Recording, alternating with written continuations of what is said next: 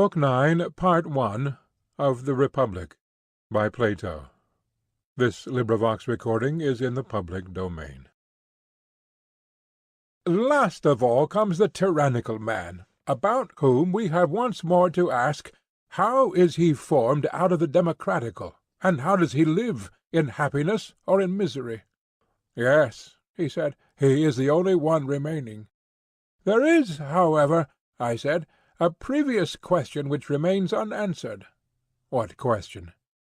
I do not think that we have adequately determined the nature and number of the appetites, and until this is accomplished, the enquiry will always be confused. Well, he said, it is not too late to supply the omission. Very true, I said, and observe the point which I want to understand. Certain of the unnecessary pleasures and appetites I conceive to be unlawful. Every one appears to have them, but in some persons they are controlled by the laws and by reason, and the better desires prevail over them. Either they are wholly banished, or they become few and weak, while in the case of others they are stronger, and there are more of them. Which appetites do you mean? I mean those which are awake when the reasoning and human and ruling power is asleep. Then the wild beast within us, gorged with meat or drink, starts up, and having shaken off sleep, goes forth to satisfy his desires, and there is no conceivable folly or crime, not excepting incest or any other unnatural union, or parricide, or the eating of forbidden food, which at such a time, when he has parted company with all shame and sense, a man may not be ready to commit. Most true, he said. But when a man's pulse is healthy and temperate, and when before going to sleep he has awakened his rational powers, and fed them on noble thoughts and inquiries, collecting himself in meditation, after having first indulged his appetites neither too much nor too little, but just enough to lay them to sleep, and prevent them and their enjoyments and pains from interfering with the higher principle, which he leaves in the solitude of pure abstraction, free to contemplate and aspire to the knowledge of the unknown, whether in past, present, or future, when again he has allayed the passionate element, if he has a quarrel against any one, I say, when, after pacifying the two irrational principles, he rouses up the third, which is reason, before he takes his rest, then, as you know, he attains truth most nearly, and is least likely to be the sport of fantastic and lawless visions. I quite agree. In saying this I have been running into a digression, but the point which I desire to note is that in all of us, even in good men, there is a lawless wild beast nature which peers out in sleep. Pray consider whether I am right and you agree with me. Yes, I agree. And now remember the character which we attributed to the democratic man.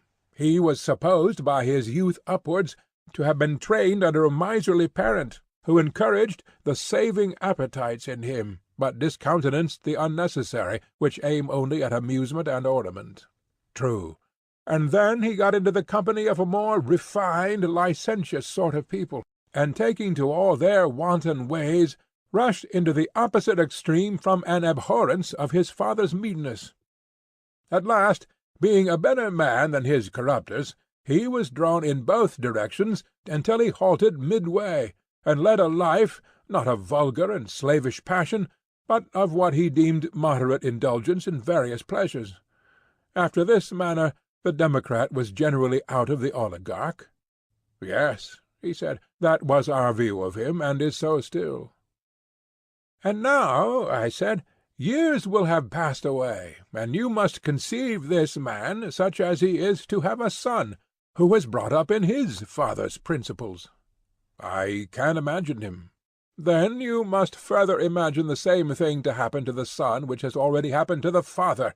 He is drawn into a perfectly lawless life, which by his seducers is termed perfect liberty, and his father and friends take part with his moderate desires, and the opposite party assist the opposite ones.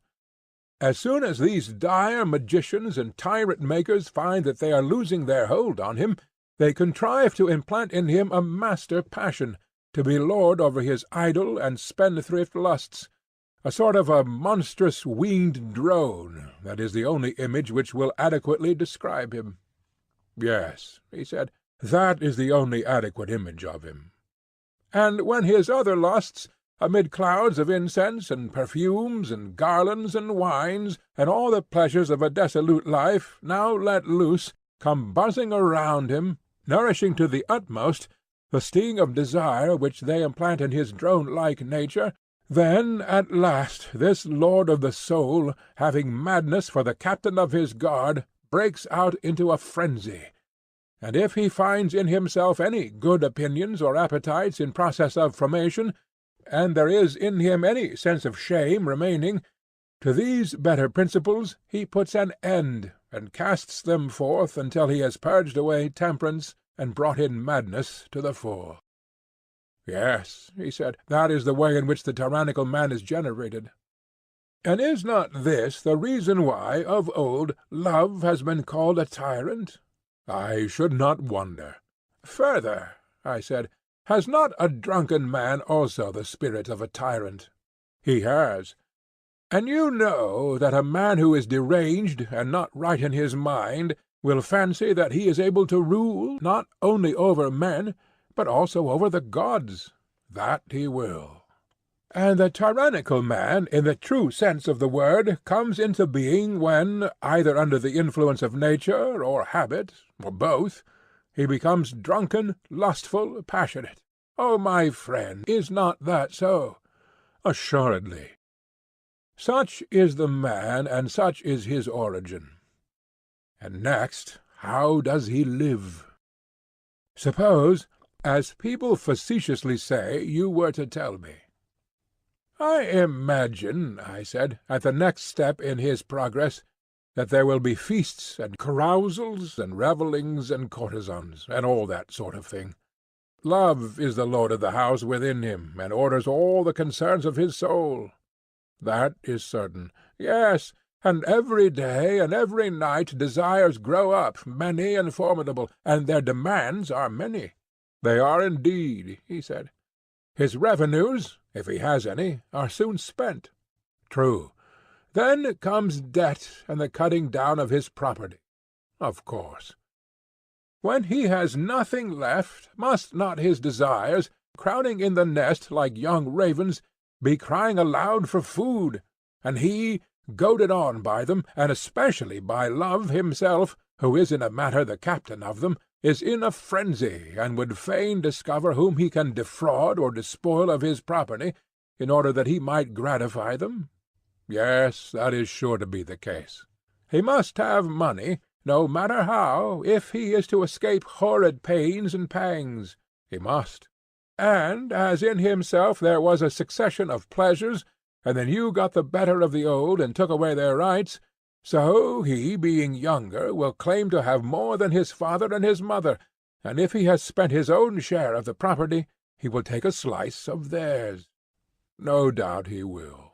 And if his parents will not give way, then he will try first of all to cheat and deceive them. Very true. And if he fails, then he will use force and plunder them. Yes, probably. And if the old man and woman fight for their own, what then, my friend? Will the creature feel any compunction at tyrannizing over them? Nay, he said, I should not feel at all comfortable about his parents. But, oh heavens! Adeimantus, on account of some new-fangled love of a harlot, who is anything but a necessary connection, can you believe that he would strike the mother who is his ancient friend, and necessary to his very existence, and would place her under the authority of the other, when she is brought under the same roof with her? Or that, under like circumstances, he would do the same to his withered old father, first and most indispensable of friends, for the sake of some newly found blooming youth who is the reverse of the indispensable? Yes, indeed, he said, I believe that he would. Truly, then, I said, a tyrannical son is a blessing to his father and mother. He is indeed, he replied. He first takes their property, and when that fails, and pleasures are beginning to swarm in the hive of his soul, then he breaks into a house, or steals the garments of some nightly wayfarer. Next he proceeds to clear a temple.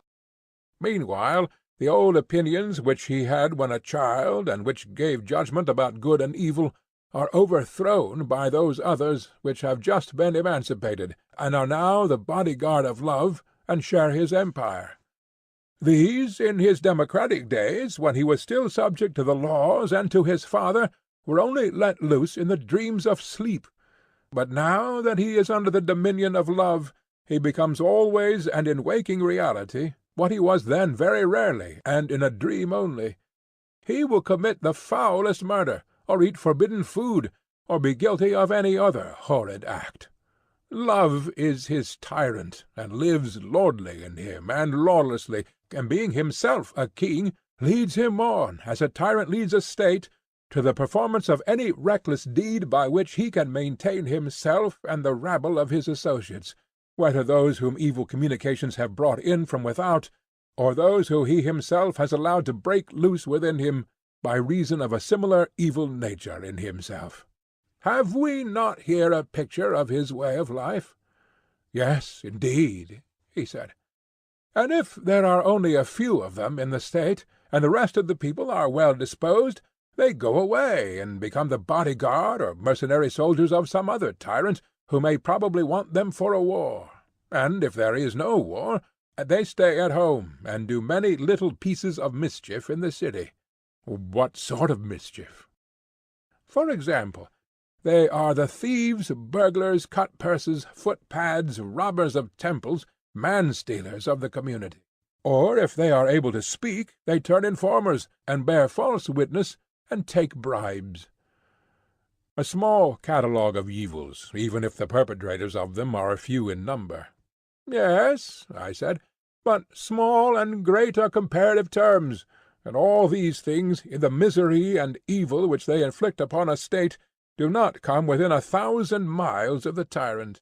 When this noxious class and their followers grow numerous, and become conscious of their strength, assisted by the infatuation of the people, they choose from among themselves the one who has most of the tyrant in his own soul, and him they create their tyrant. Yes, he said, and he will be most fit to be a tyrant.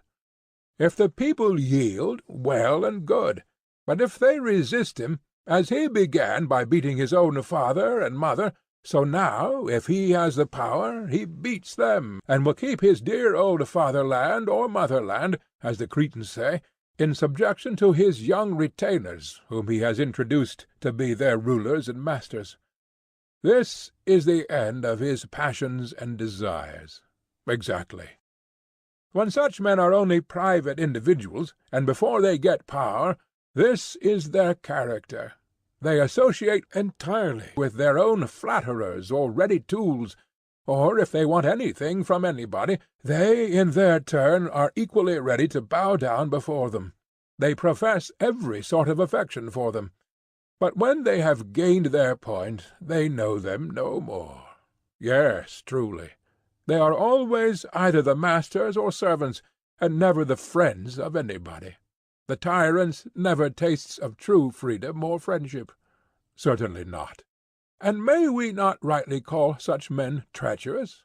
No question. Also they are utterly unjust, if we were right in our notion of justice. Yes, he said, and we were perfectly right. Let us then sum up in a word, I said, the character of the worst man. He is the waking reality of what we dreamed. Most true. And this is he who, being by nature most of a tyrant, bears rule, and the longer he lives, the more of a tyrant he becomes. That is certain, said Glaucon, taking his turn to answer. And will not he who has been shown to be the wickedest be also the most miserable? And he who has tyrannized longest and most continually and truly miserable, although this may not be the opinion of men in general? Yes, he said, inevitably. And must not the tyrannical man be like the tyrannical state, and the democratical man like the democratical state, and the same of the others? Certainly. And as state is to state in virtue and happiness, so is man in relation to man? To be sure. Then, comparing our original city, which was under a king, and the city which is under a tyrant, how do they stand as to virtue? They are opposite extremes, he said, for one is the very best, and the other is the very worst. There can be no mistake, I said, as to which is which, and therefore I will at once inquire whether you would arrive at a similar decision about their relative happiness and misery. And here we must not allow ourselves to be panic-stricken at the apparition of the tyrant, who is only a unit, and may perhaps have a few retainers about him. But let us go, as we ought, into every corner of the city, and look all about, and then we will give our opinion. A fair invitation, he replied, and I see, as every one must, that a tyranny is the wretchedest form of government, and the rule of a king the happiest. And in estimating the men, too, may I not fairly make a like request, that I should have a judge whose mind can enter into and see through human nature? He must not be like a child who looks at the outside and is dazzled at the pompous aspect which the tyrannical nature assumes to the beholder, but let him be one who has a clear insight. May I suppose that the judgment is given in the hearing of us all by one who is able to judge, and has dwelt in the same place with him, and been present at his daily life, and known him in his family relations, where he may be seen stripped of his tragedy attire, and again, in the hour of public danger, he shall tell us about the happiness and misery of the tyrant when compared with other men? That again, he said, is a very fair proposal. Shall I assume that we ourselves are able and experienced judges, and have before now met with such a person? We shall then have some one who will answer our inquiries. By all means. Let me ask you not to forget the parallel of the individual and the state. Bearing this in mind, and glancing in turn from one to the other of them, will you tell me their respective conditions? What do you mean? He asked. Beginning with the state, I replied, would you say that a city which is governed by a tyrant is free or enslaved? No city, he said, can be more completely enslaved. And yet, as you see, there are free men as well as masters in such a state. Yes, he said, I see that there are a few, but the people, speaking generally, and the best of them, are miserably degraded and enslaved. Then if a man is like the state, I said, must not the same rule prevail?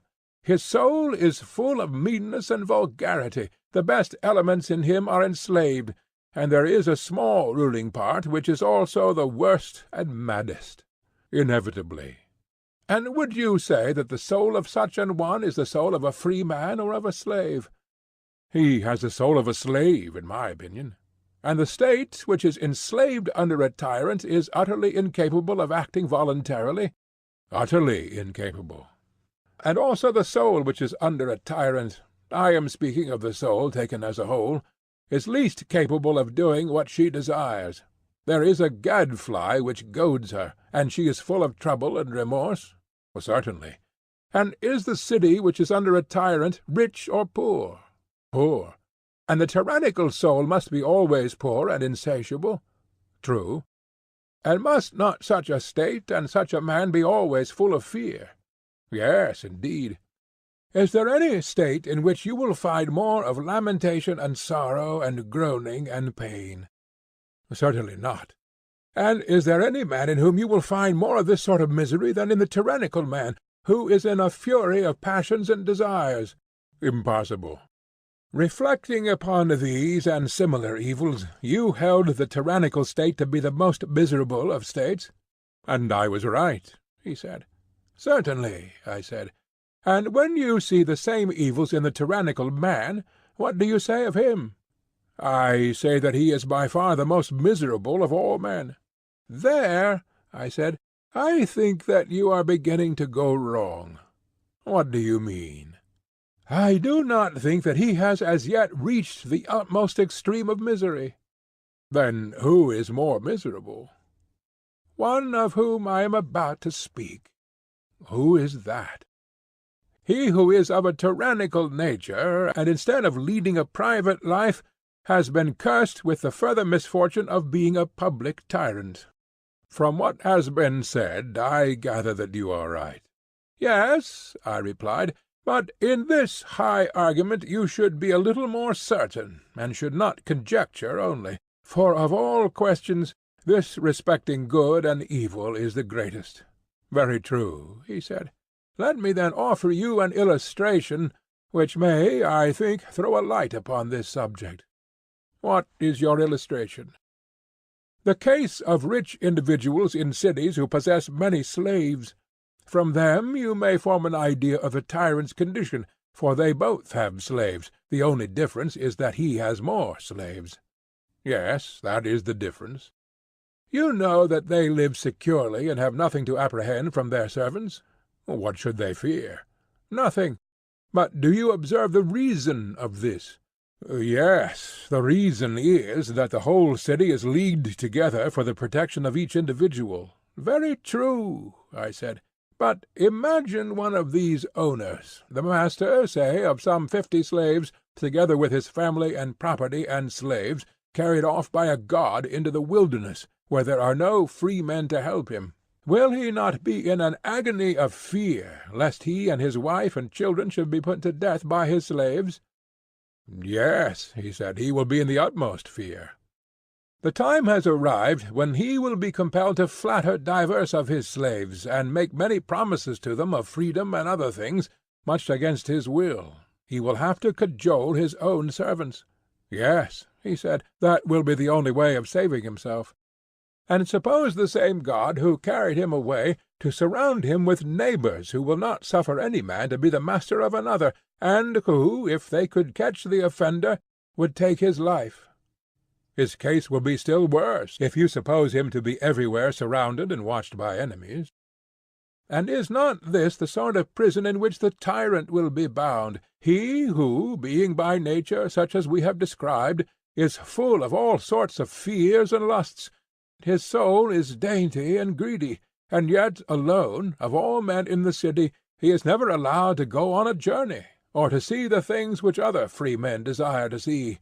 But he lives in his hole like a woman hidden in the house, and is jealous of any other citizen who goes into foreign parts and sees things of interest. Very true, he said.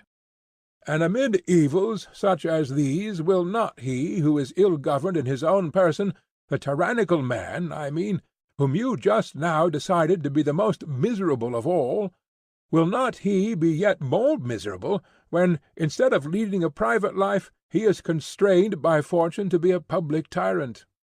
He has to be master of others when he is not master of himself. He is like a diseased or paralytic man who is compelled to pass his life, not in retirement, but fighting and combating with other men. Yes, he said, the similitude is most exact. Is not his case utterly miserable? And does not the actual tyrant lead a worse life than he whose life you determine to be the worst? Certainly. He who is the real tyrant, whatever men may think, is the real slave, and is obliged to practice the greatest adulation and servility, and to be the flatterer of the vilest of mankind. He has desires which he is utterly unable to satisfy, and has more wants than any one, and is truly poor, if you know how to inspect the whole soul of him.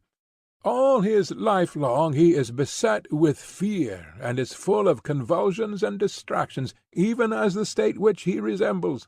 And surely the resemblance holds. Very true, he said. Moreover, as we were saying before, he grows worse from having power. He becomes and is of necessity more jealous, more faithless, more unjust, more friendless, more impious than he was at first. He is the purveyor and cherisher of every sort of vice, and the consequence is that he is supremely miserable, and that he makes everybody else as miserable as himself. No man of any sense will dispute your words. Come, then, I said, and as the general umpire in theatrical contests proclaims the result, do you also decide who in your opinion is first in the scale of happiness, and who second, and in what order the others follow. There are 5 of them in all. They are the royal, timocratical, oligarchical, democratical, tyrannical.